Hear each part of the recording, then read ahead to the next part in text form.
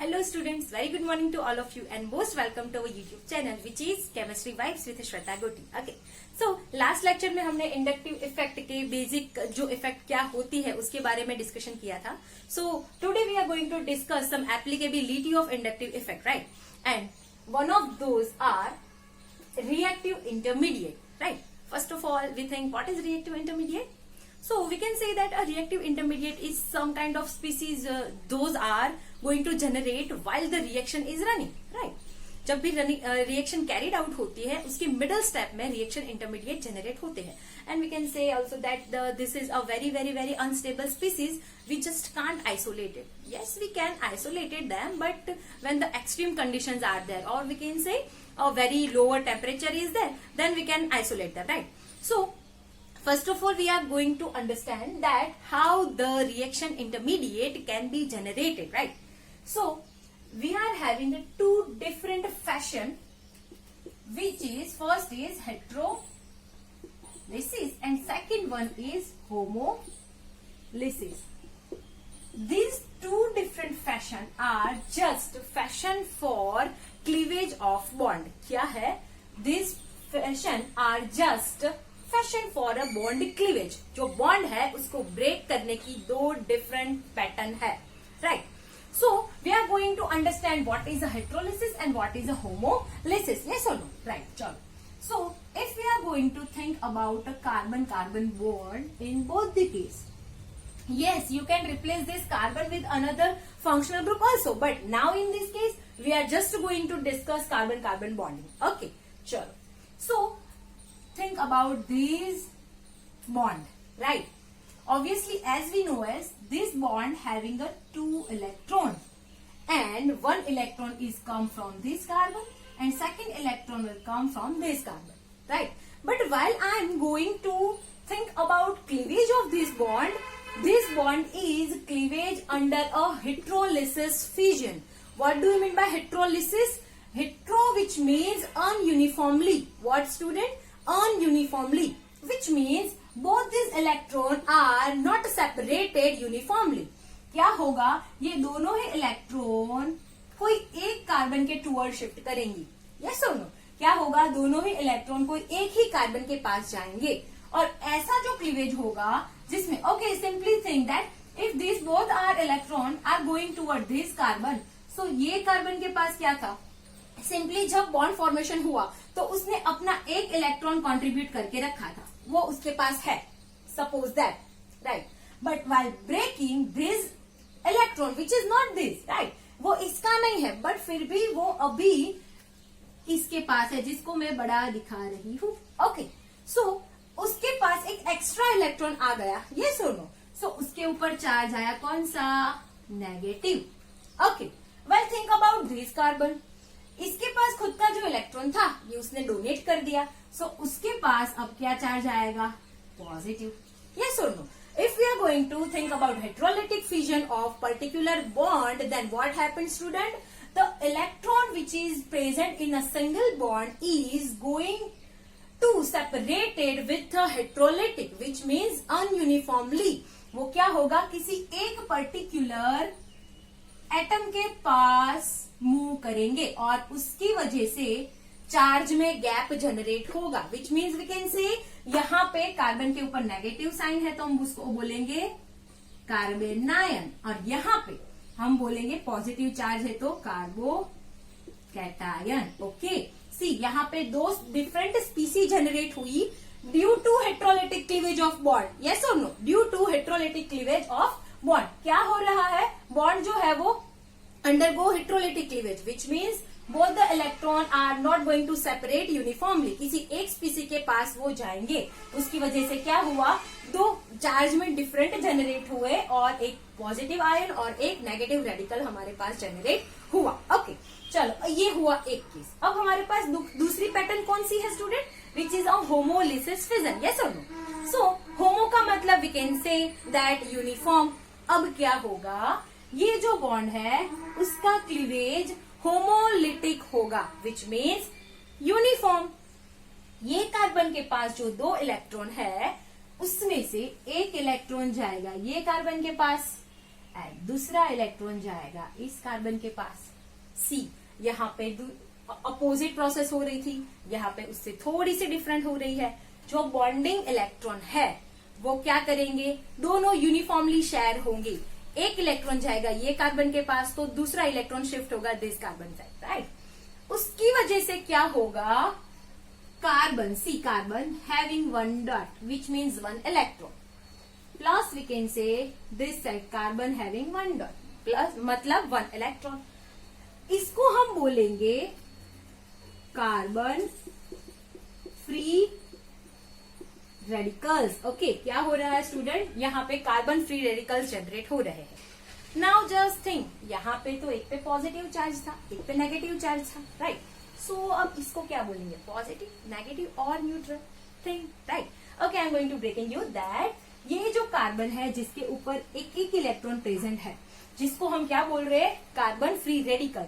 They are not positive और not negative but they are neutral. Okay, how? Let's take some example and just trying to understand it. Okay, if we are going to think about fluorine, then how many valence electrons are there in there having a fluorine is 7, right? See, 1 2 2s and 3 4 5 6 and 7. See, okay, ये हो गया हमारा 2s, ये हो गया हमारा 2p. See, 7 valence electron है, but think about this guy, this is unpaired, right? ये इलेक्ट्रॉन कैसा है, unpaired है। So सिंपल सी चीज सोचनी है, हम यहाँ पे फ्लोरीन एटम के बारे में बात कर रहे हैं, राइट।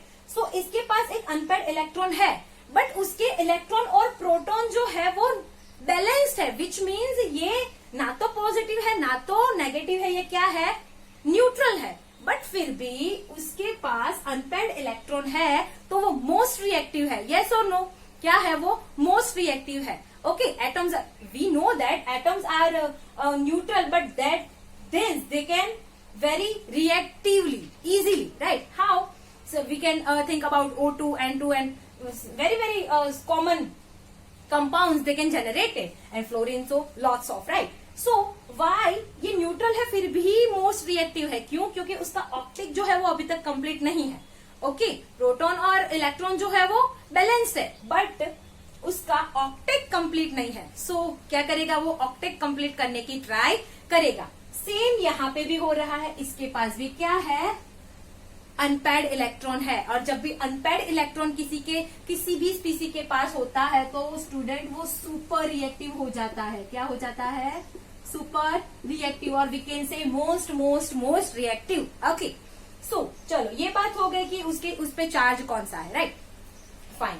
सो मोस्ट रिएक्टिव हो जाएगा, क्यों, यस, हम ऐसा भी सोच सकते हैं कि मैम हम इसको क्या फ्लोरीन को अगर एटम बोल सकते तो कार्बन को एटम नहीं बोल सकते, in this case no, why, because next to it we can say that इसके पास कोई भी चेन जो है वो जुड़ी हो सकती है, राइट। और वी कैन से यस, ऐसा भी हो सकता है कि हाइड्रोजन कनेक्टेड है उसकी 4 वैलेंसी को कवर करने के लिए, राइट। सो ये जस्ट जो प्रोसेस है बॉन्ड ब्रेकिंग की, वो कोई एक चेन में या तो एक वैलेंस जिसकी वैलेंसी पूरी सेटिस्फाइड है ऐसे मॉलिक्यूल में हो रही है, नहीं तो हम उसको एटम नहीं बोल सकते, they are just carbon free radicals. Okay, now if we are going to talk about the stability of these 3 guys, then what happened, see, यहाँ पे अगर हम इसको स्टेबिलाइज करने की बात करें, राइट, ऑब्वियसली ये क्या है, ये स्टेबल नहीं है क्योंकि इसके ऊपर क्या है, पॉजिटिव नेगेटिव, और ये बेचारा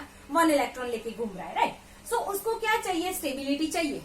सिंपल सी चीज है, carbocation having positive charge, if I am going to balance this positive charge, what I have to do is just provide it to a electron. So give electron and stable, right? अगर मैं इसको electron देती हूँ तो ये stable हो जाता है। सेम यहाँ पे अगर मैं इसे टेक अवे इलेक्ट्रॉन, अगर इलेक्ट्रॉन ले लिए तो भी ये क्या हो जाएगा, stable. But now what about this guy, this is having carbon 1 and carbon 1 electrons, right. Simple सी चीज है, अगर मैंने इसका इलेक्ट्रॉन ले लिया तो ये कार्बोकैटायन बन जाएगा, और हमें तो इसको क्या करना है, स्टेबल करना है, यस और नो। सो हम क्या करेंगे, ऐसी कोई स्पीसी लाएंगे, सपोज ये दोनों कोई, एक इलेक्ट्रॉन, इसका एक इलेक्ट्रॉन कोई ऐसा जो कि फ्री रेडिकल है, not all the cases having the same electron are going to connected, right. कोई और भी स्पीसी आके ज्वाइन हो सकती है जिसके पास क्या होता है, एक अनपेयर्ड इलेक्ट्रॉन है, तो they both can joint via bond because both having a single electrons are there, right. So ये बात हो गई कि इसकी स्टेबिलिटी की, हम ऐसे उनको स्टेबल कर सकते हैं। अब बात करते हैं कि ये जो कैटायन, एनायन और फ्री रेडिकल जनरेट होते हैं वो किस किस टाइप के होते हैं और कैसे कैसे उनकी स्टेबिलिटी ऑर्डर है। ओके चलो, तो वो समझने के लिए आई गेस हमने primary, secondary and tertiary carbocation तो नहीं बट कार्बन क्या होते हैं उसके बारे में डिस्कशन किया है, right. So let's see. Okay, first of all हम बात करते हैं कैटायन की, राइट। किसकी? Cation. So cation which means carbon having positively charge, right. So suppose कि carbon having positively charge are connected with further one carbon and बाकी के जो भी होंगे वो हाइड्रोजन होंगे। अब बाकी की 3 ही वैलेंसी हम बताएंगे स्टूडेंट, बिकॉज 1 वैलेंसी, ये एक बॉन्ड तो ब्रेक करके आया है, यस और नो। सो ये क्या होने वाला है, 3 ही वैलेंसी इसकी सेटिस्फाइड होगी, एक तो उस पर चार्ज है।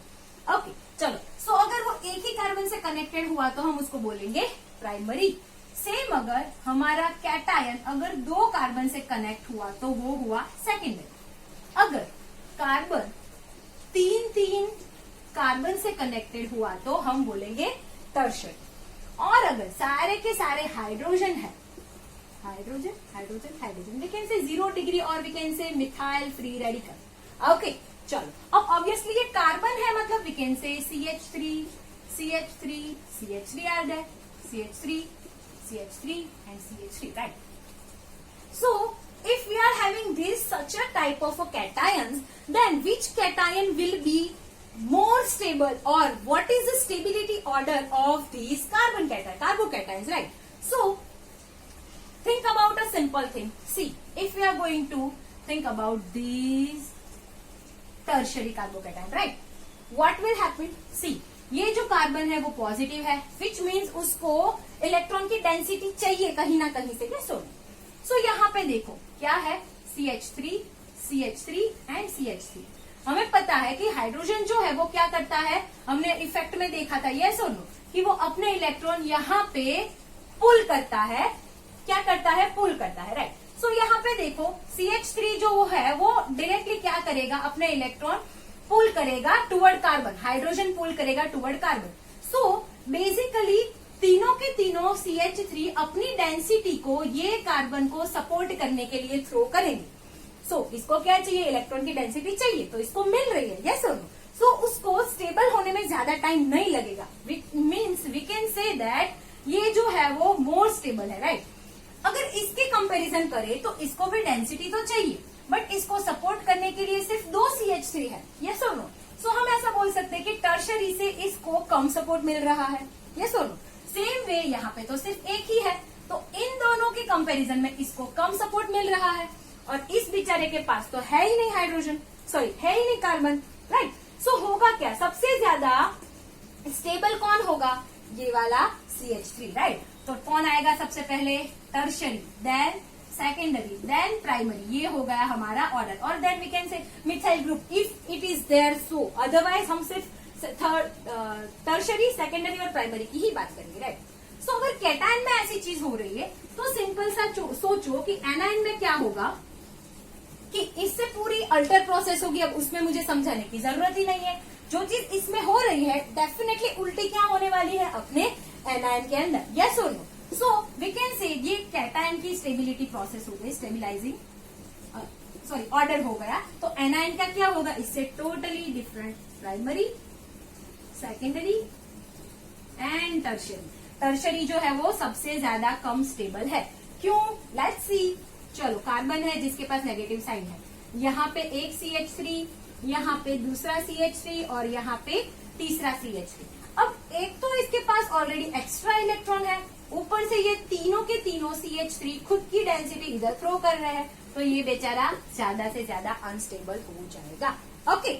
और यस, अगर फ्री रेडिकल की बात करें तो ये जो सेम पैटर्न है कैटायन की वो फ्री रेडिकल में भी एप्लीकेबल है. Okay, so okay student, today's lecture will concluded by this only, and then we will discuss further reaction in the next lecture. Till then, subscribe our YouTube channel, like and share. Okay, see you tomorrow. Thank you for watching.